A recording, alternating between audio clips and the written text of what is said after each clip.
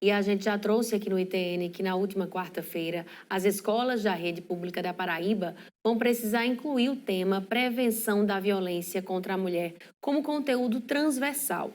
E aí, pessoal, a transversalidade é a possibilidade de se estabelecer na prática educativa uma relação entre aprender conhecimentos teoricamente, né, e traduzi-los nas questões da vida real. Isso, e essa lei determina que os professores precisam agora ser habilitados para que, por meio de procedimentos de formação continuada, possam promover essa transversalidade que Paulo explicou. Renata Fabrício bateu um papo com um especialista para falar sobre a importância dessa iniciativa. Bora ver.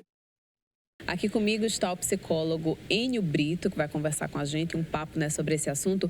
Enio, na sua visão, como é que a inclusão desse tema no currículo escolar das escolas tem um impacto a longo prazo? É importante?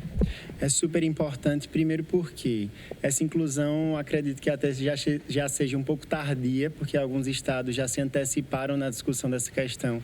E na inclusão desse projeto de lei dentro das escolas estaduais, porque a gente entende que a violência é o ápice, né, de ideias que nós plantamos enquanto sociedade e às vezes nós começamos a escutar desde crianças dentro da nossa casa ou inclusive nos ambientes escolares, ideias que acabam por diminuir a posição da mulher ou fazendo piadas, chacotas. E aí a gente vai criando uma sociedade em que a gente dá muito mais poder para os meninos e para os homens e as mulheres acabam ficando nessa posição de inferioridade, abrindo brecha para a violência. Então, a escola é um lugar primordial porque é um lugar de convívio. Então, as crianças hoje, os adolescentes, passam no mínimo um terço do seu dia dentro da escola. E lá existem relações que podem ser complicadas ou que podem ser trabalhadas para que sejam relações cada vez mais saudáveis, principalmente nesse tema relativo à violência contra a mulher. E a inclusão desse tema em sala de aula, nesse ambiente escolar, como você falou, também tem impacto nessa cultura ou, digamos, no desenvolvimento socioemocional, né, das crianças?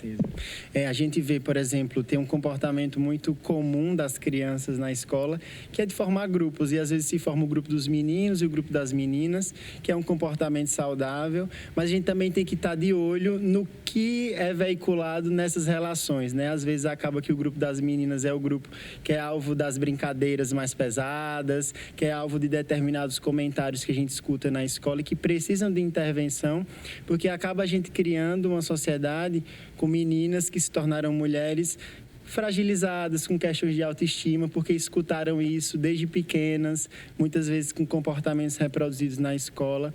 Então, a nossa ideia é trabalhar para que existam crianças e adolescentes mais fortalecidos na sua autoestima e que também respeitem a posição do outro, o lugar que ele ocupa, as ideias que ele tem. Então, é um trabalho que, na verdade, não é só para as mulheres e para as meninas, mas também para os homens, né?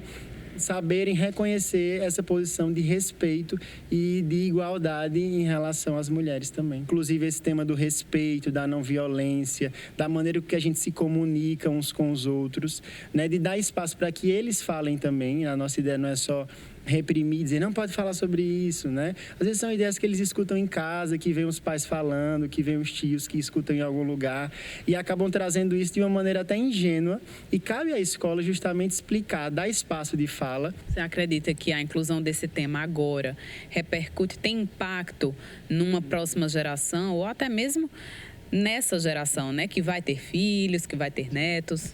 Com certeza. Na verdade, essa eu acredito que seja a ideia de a escola enquanto um espaço de formação humana, né, de trazer essa parcela da formação para um respeito que é uma discussão muito atual, que é a questão da violência contra a mulher, mas que ela possa também ser ampliada, né, para o ser humano de uma maneira geral e para a gente debater questões de empatia, de respeito às diferenças, que eu acho que é um tema que tem sido muito polêmico e que a gente tem encontrado muito também dentro da escola, essa questão da dificuldade de lidar com as diferenças.